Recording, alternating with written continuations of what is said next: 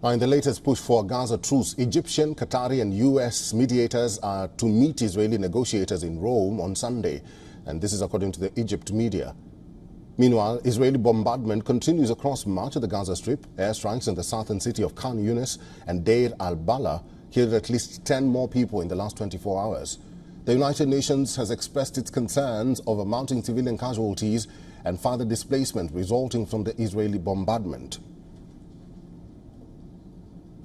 Our humanitarian partners estimate that more than 190,000 Palestinians have been displaced this week in Khan Younis and Deir al-Balah since Monday's evacuation order.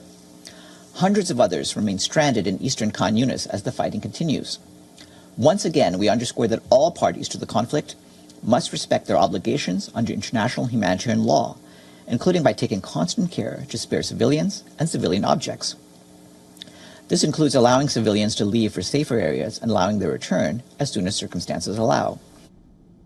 Riyad Mansour, Palestine's envoy to the United Nations, criticized the Security Council for its inability to secure a ceasefire and end Israel's onslaught on the Gaza Strip. He said, and I quote, "We have collectively failed. This council has failed.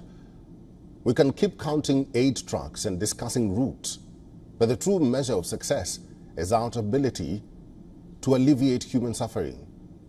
That is, our ability to alleviate human suffering." On the northern front, Israel continues its operation in Lebanon.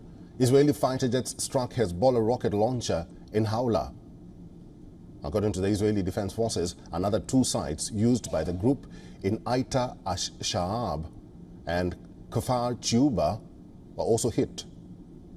Meanwhile, an Israeli military commander has said that the troops in the country's north were preparing for a decisive offensive against Lebanon's Hezbollah after months of deadly cross-border exchanges. For all the latest news, download the WION app and subscribe to our YouTube channel.